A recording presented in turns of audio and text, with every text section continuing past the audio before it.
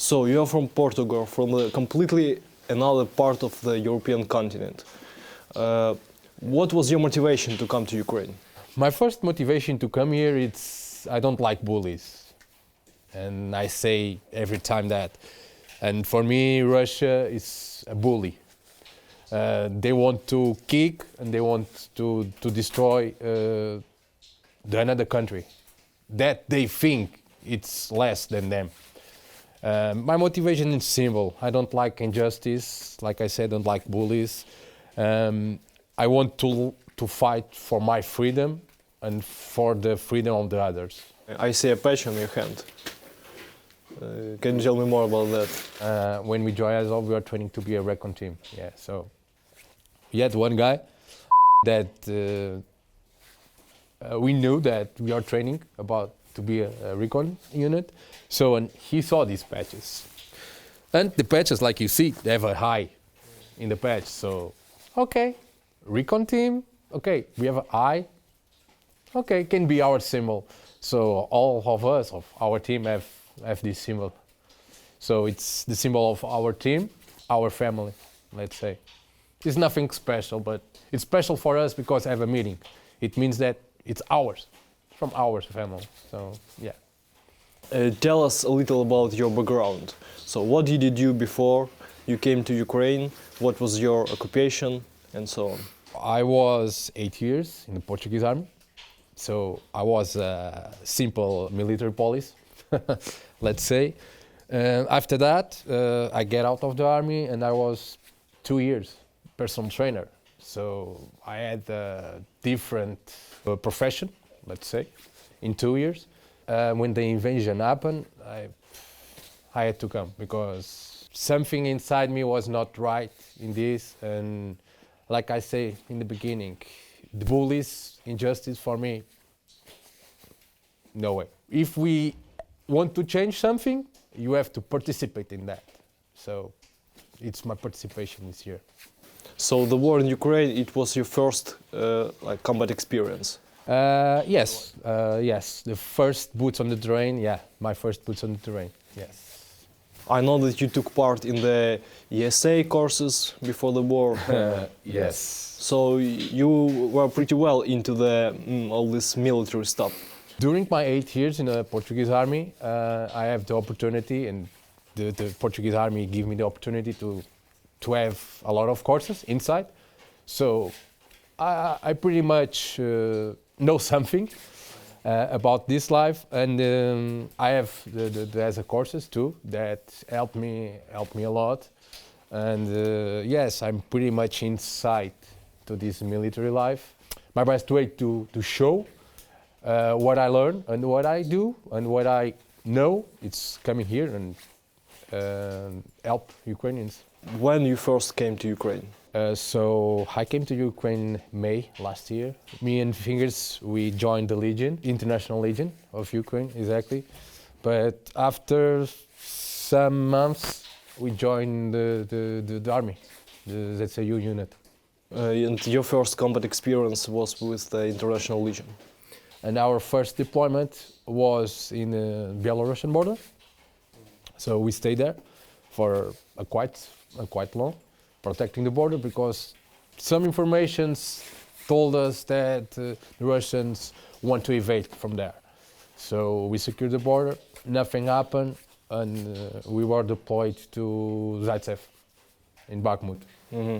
Our first contact with the war was there in Zaitsev. So you served in the Portuguese army for 8 years. You know the army pretty well. Yes.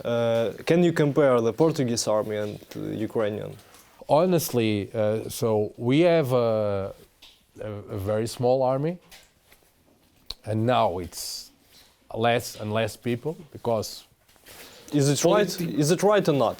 Political games. The army shortening. It's very dangerous. Yes. Exactly, and I remember I talked with my comrades there, my friends there, and I say that Portuguese army is, the politics of the Portuguese army is put the people away, not to come in. Mm. So that politics can endanger a country. And we have a good example here in Ukraine. So when the invasion started, all the countries, including Portugal, they put their hands on the head and they say, oh, and now we are not prepared to defend themselves if we need it. We are not prepared to compromise with NATO, to help NATO to found Ukraine. So the political games, they're dangerous and they can dangerous. Portuguese army is small, but we have NATO standard training. So in my opinion, we have good training that, for example, can help Ukrainians, and the Ukrainians can learn with us some things. We have a good naval forces. We have good special forces. So in Portugal, we are pretty good with the material that we have to work. When did you first hear about Azov, and how did your decision to join Azov completed? Honestly, I heard about Azov only a few months after I came to Ukraine, but I only heard things. I didn't knew no one inside. So I'm that kind of guy that, okay, I can read propaganda, but I don't believe it. I only believe what my eyes see. I heard Azov about Mariupol, when the Mariupol siege was, but the only thing I knew from Azov was only that. So when I was like, and now, what I will do? And I'm not ready to go home, so I want to help more. When Dante talked to me, and Frodo, they were in Azov already, and they say to me, man, you have to come. So this is completely different from army units, from ZSU. You have discipline, you have logistic, you have more communication, so man, come. And if Frodo and Dante, they are there, I'm pretty secure to go. And I simply come. It's all history. Resuming two guys. So you expected to see in Azov pretty well motivated guys, to see here discipline, good training, and did your expectations come true? So in that point, yes. I was surprised because they have more motivation than the regular units. They have literally more training, that is true. They have much more training than the regular units. So yes, I can say yes. I can say my motivation was fulfilled. Of course, it's not perfect because nowadays nothing is perfect in that situation in Ukraine, but it's much better, yes, of course. What's your combat specialty here in Azov? So here we came here to be, and we train like a recon team to go in the battlefield with the guys. But right now we are more focused to train the new guys that came from another units, because surprisingly they don't have almost any kind of training. Давай! Let's go! Don't stop! Let's go! Come on! Go down! Let's go! Move it! Come on! Let's go! Go to the fucking line! Good! What up in here? Let's go! Давай!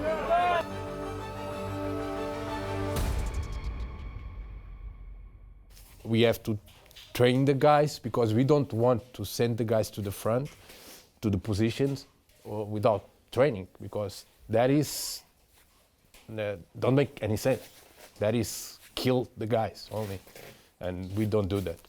So you train like shooting, you train tactics, or what? We don't have much time, but in the time that we have, we try to give them shoot, of course. We try to give them tactics. We try to give them topography, for example. So we try to give them as much as we can to them be successful in the battlefield. That it's our true job is give them tools to work, and their work is fighting. Our work is fighting here. Is it hard to meet this language barrier? As I know, you don't speak Ukrainian. So. No, I don't speak Ukrainian. Of course not. But you understand like some words. Yes, I can understand. I can understand a little bit.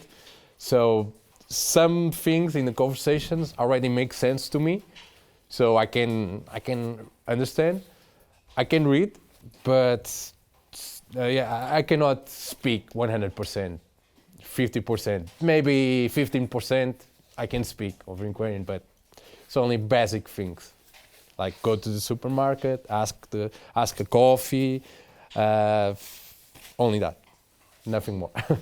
But still, it is possible to interact with people during the training or during the combat actions without knowing the language.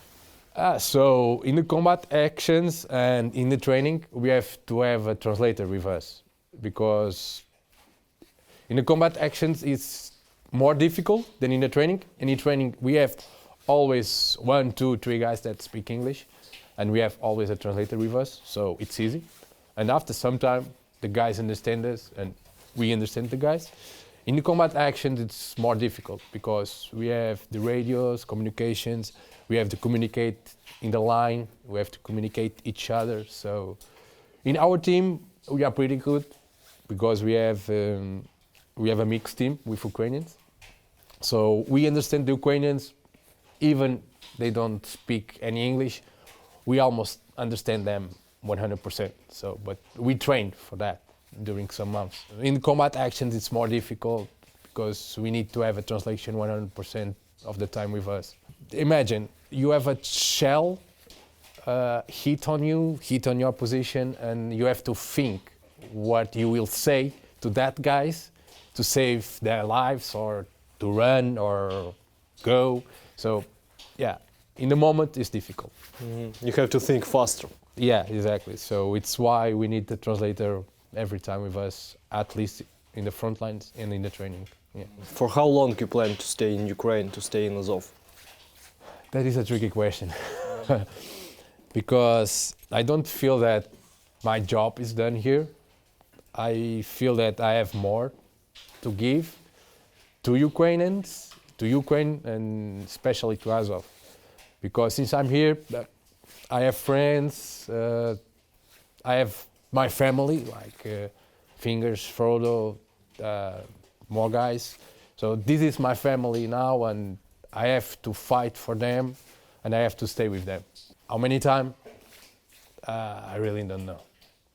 I really don't know. It's an answer that for me, it's hard to answer, and my family, it's hurt with me because I don't have that answer to give them too. So you guys, I mean foreigners, have established some kind of brotherhood here in Azov? Oh, of course. So the funny thing here is the foreigners that are in Azov, we met since last year. So we know each other since last year. We were able to stay together. Sometimes not all, but we always stay together if we could. And right now we are here, like in Azov, like fighting, training, and acting like a family. For me, it's everything. So you are more than a year in Ukraine already. You have seen a lot. You have seen combat actions in Bakhmut. You have seen combat actions here near the Kreminna. How would you rate the Ukrainian army in comparison to the Russian army? In comparison, one thing that we cannot compare is like in terms of the equipment, the Russians have more than us. So a symmetrical war for us. Yes, yes. So in terms of equipment, I know and we know that the Russians have more than us. But one thing it's impossible to compare. It's the motivation that we here in Ukraine, we have to fight against this invasion. So, it's why the Russians it will take some time, but the Russians will lose this war. Because the motivation and the why we are defending this don't have comparison. So the Russians can have more equipment, the Russians can have more propaganda, the Russians can have more everything, but they don't have the willingness to fight and win this war. They have more people, they can use them like a cannon fodder. Yes, and they use it. And I saw perfectly that in Bakhmut and in Zaporizhia. I saw perfectly that. In Bakhmut I was blown my mind. Wave after wave after wave, Wagner guys, conscripts of the Russians, wave after wave. I was blown my mind with that. It's the reason they do it, I don't know why, but it's the way. It's the way, Soviet mentality. And we have to kick the Soviet mentality and you have to have a new mentality. And it's what we're trying to teach the new guys here. So maybe you can outline some crucial points of that new mentality. Yes, discipline. One of the crucial points is discipline, communication. Help your family that is next to you. Yes, because here we are a family, we have to be a family. So if I'm fighting with a guy, I'm fighting with my family against the opponent. So I'm not fighting alone. So and the Soviet mentality, they have a lot of, okay, take a weapon, take your magazine, now you have to kill that guys that are over there and alone. If your friend die, okay, just continue. So it's different. It's completely different. The discipline, they don't have discipline. So here we're trying to teach discipline because discipline, it's one thing that it birth with you. It's if you, or you can teach them, but it's difficult because take time to build discipline. But like you say, Azov have the volunteers and they have will to learn that, and it's easy. It's pretty easy. So in comparison with other military units of Ukrainian army, you think that Azov is more disciplined and more motivated? Oh, 100% sure, yes. So, yeah, I have no doubts about that, no doubt. I have guys coming here to train with us that in the first days, they respect me and they respect the instructors, they respect the friends, they respect the family, and all of that is discipline. So yeah, it's 100% different. So we talked about the strong sides of Ukrainian army, of our military unit. Tell a little bit about the weak sides of Ukrainian army in general. What are the weakest points of Ukrainian army for now, and how we can overcome that, in your opinion? So, I think, honestly, the biggest fail that Ukrainian army or Ukrainian units can have, it's the lack of communication. A lot of people tell the same. Sorry, sorry, but some lack of logistic sometimes. But I was not expect better from that part. You have the will to fight. All the Ukrainians, I think, almost all the Ukrainians have the will to fight. So we have to adapt and overcome. The lack of communication, that's the consequence of the old Soviet approach to the war. How do you think? Yeah, I think you're right. It's the old Soviet mentality, because in the old Soviet mentality, okay, I'm the officer, so... You're a soldier, you're stupid, exactly. You're not supposed to know anything. Exactly. So you're like a stupid soldier, you only have to listen me and go and don't think, just go. So it's completely the opposite. We are here, like, even a soldier have to think.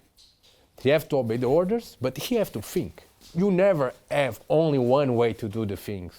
And in the Soviet mentality, you only have one way.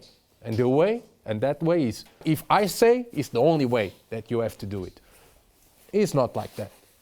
So, and I think it's a very good thing here in Azov. It's they trying to change that mentality, not since now, but since some years ago. It's why the Russians don't like you. The Russians don't like us. The Russians don't like Azov, because we are changing, we are adapt, and we are fighting. We are really fighting. The Russians are very mad with us because we are fighting and we can answer that in the battlefield. And how do you think, do the European people understand the risks of Russian invasion in Europe? Some kind of hybrid invasion? So honestly, you want my honest answer? Yeah, of course. I bet then only 10% of the Europeans or 50% are like able to understand that and don't understand the dangers. Because the rest, I'm honest with you, the people are used to good lives, good houses, without problems. The only problem is the job. It's working, it's the kids' school, social media, the followers, Instagram, Facebook. Good times create weak people. Exactly, better phrase, like, yeah. Maybe 15% of the people are able to see what happened if Russian pass through Ukraine. So honestly, I'm here, I'm from Portugal, so a country that is almost 4,000 kilometers away, and I'm afraid for my family, I'm afraid for my country, because I love my country, I love my family, I love my friends. Of course, we have bad people, but most of the Portuguese people are very good people, and the Russian can finish with that, and I don't want that. So I have to do my job, and my job is do my part here. So you think that European freedom is connected to the freedom of Ukraine? Oh, yeah, there's no doubts about that.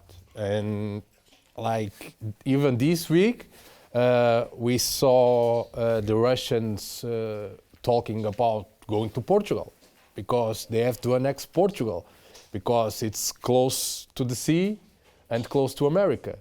So I have no doubts that it's in Russian plans going across America and reach Portugal. It's a matter of time. As I can see from your answers, from your ideas, you experience some kind of European brotherhood, the common responsibility for these events in Europe. Europe and NATO was not only formed to be bigger. No. Europe and NATO was formed to have more bonds between us, between the countries that form the alliance and form Europe. I think in more NATO armies, all NATO armies, we are used to be a family. I used to say that I have 3 families. Of course, my first one, my mother, my sister, and my whole family. My second family is my Portuguese army family, that it's huge. And my third family now, I have a third family now here in Ukraine. So that is our way to see the things. And honestly, it's the only way to win something and to achieve something is to create bonds between us. And I protect you, you protect me. Because we alone, we are nothing.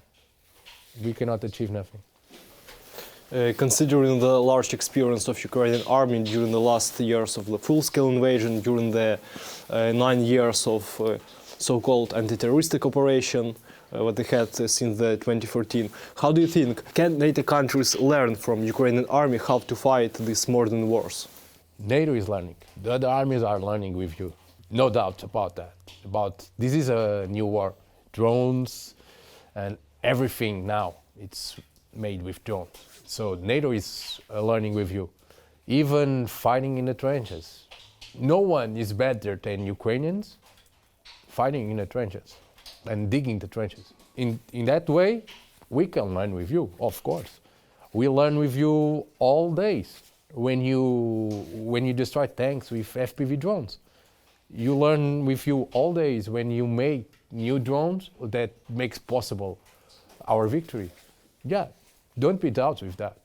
So it's not only Ukraine is learning with NATO, or Ukraine is receiving from NATO, but NATO is receiving from you too. So, and that is a start of a family. That's why you're here. Exactly, it's why I'm here. And how do you think, did the collective West, the NATO countries, do everything they could to support Ukraine? Or their help is insufficient? In my ways of see the things, the West didn't do enough. So this war could end fast if the West helped more, and if the West fight for our freedom, because we are fighting for Europe. We are not fighting only for Ukraine. So what happens if the Russian destroy Ukrainian army? What happens if Russia invasion of Ukraine is successful? What happens to Finland? What happens to Poland? What happens German? What happens to Estonia, Lithuania? What happens? After that, what happens to France? What happens to Spain? What happens to Portugal? So I think this is a lot of political games that I don't like to talk about that, because I'm against politics and I'm not a politic person. But I think this is too politic between this. The politic fails, it's why we are in war right now. The politic fails, the politic make people die, and we are in war because the politic failed completely. And we have the politic right now saying no to help more and more, but we need, unfortunately we need. How did your family and friends react to your decision to join, to go to Ukraine, then to join Ukrainian Army, and then to join Azov? So I almost died. I almost died, and that. No, it was a funny thing, because like the first persons that knew about my willing to join the fight and my willing to come was my mother and my sister. So I remember like yesterday, I was in home with in the living room with my mother and my sister. Mom, sis, I need to talk to you. So I don't like the way that the things are going. So I'm not happy with this. I feel that I can do something more. So I will join Ukraine. I have my tickets already. They look at me. They start crying. They hug at me, and the first things they say, even my sister and my mother, was, "We knew. We didn't know when, but we already knew that you are ready to go." And yeah. So my family knows me good, and they know why I'm here. My friends, they didn't knew until I'm here already. So I didn't talk with so many people. The only people I say about that was my close family, my closest family. But my friends, they call me, it's not stupid, but it's like, oh, it's not your war.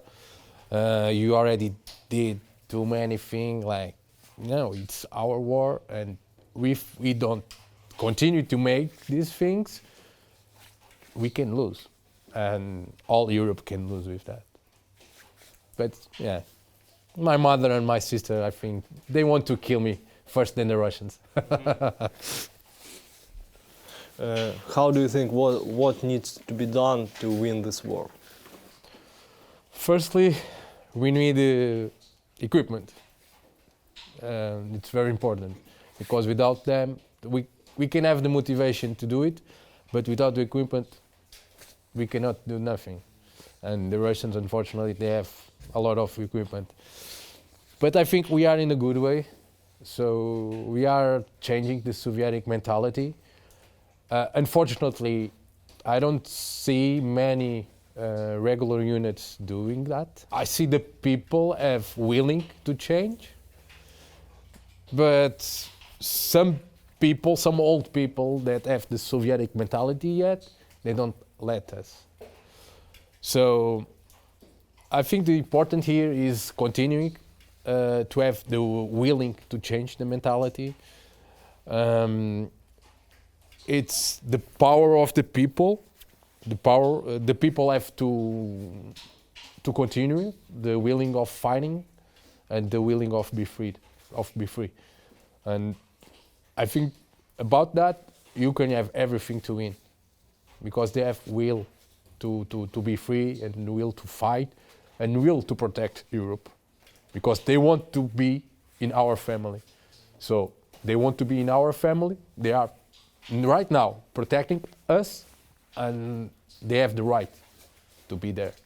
So the only thing you have to change is some old mentality, and you are in a good way. We are in a good way, I think, honestly. What do you think about Russian propaganda against Azov? How do you think, is it strong in Portugal? Is it strong in Europe?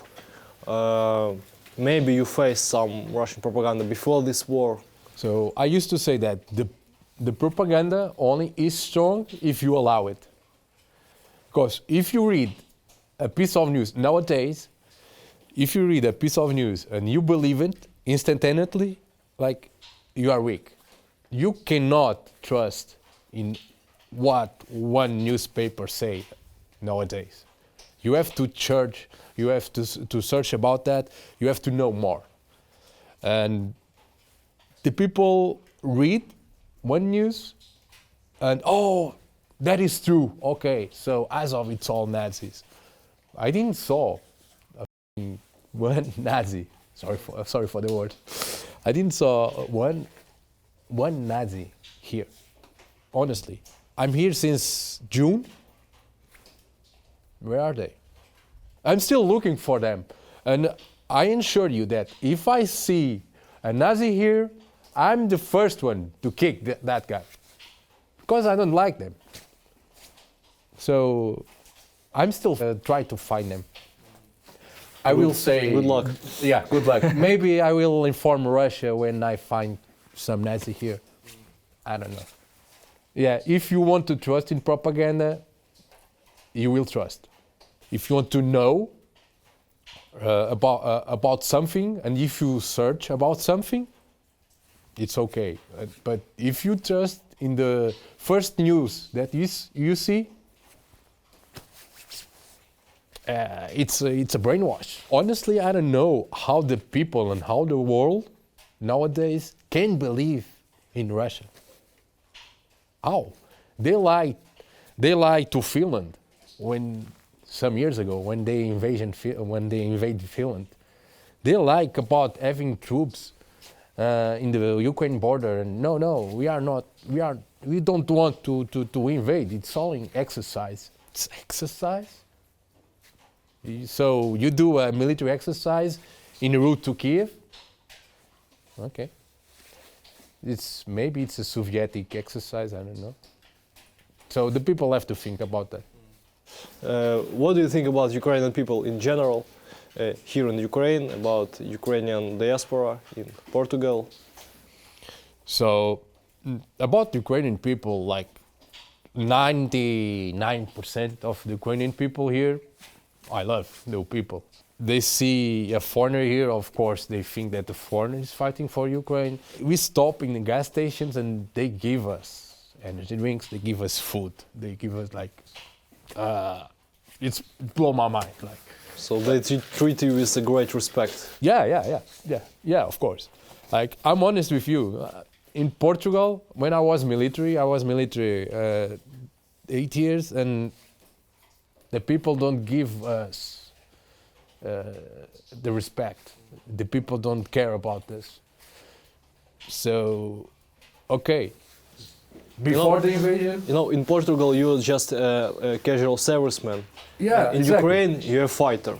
Exactly. So it's like before the invasion, I believe that the Ukrainian people, the Ukrainian military they see the Ukrainian people like, why? Why you have military? Why? So this is the reason.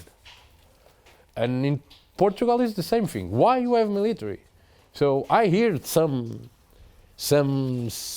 clever minds telling me that maybe we have to close the military. And why you have military? It's only to waste money. Okay, if this happens to Portugal, what you will do if you don't have military? You don't have military, you don't have training, you don't have weapons. What you will do? You will be submissive? It's my question.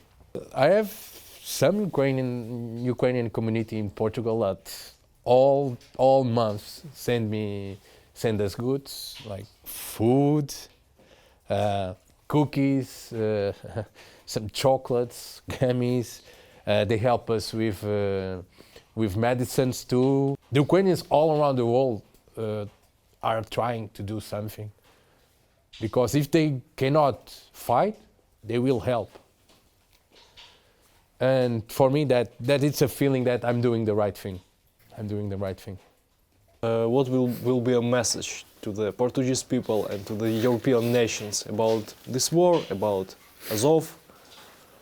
European people and Portuguese people are already trying to forget this. My message is, don't forget that somewhere in 3,000, 4,000, 2,000 kilometers, it's someone in a trench on mud, rain, cold, ice cold, give his life to protect your sofa, protect your warm house, to protect your children. So ask yourself what you can do to help, because it's not forget this fight, forget this war, forget these people. It's not the way to do it, and if you forget, it will not end good for Europe. It will not end good. Tuga, I want to thank you for your service. I want to thank you for sharing the responsibility for this war in Ukraine. You're welcome. We are together in this. It is what it is.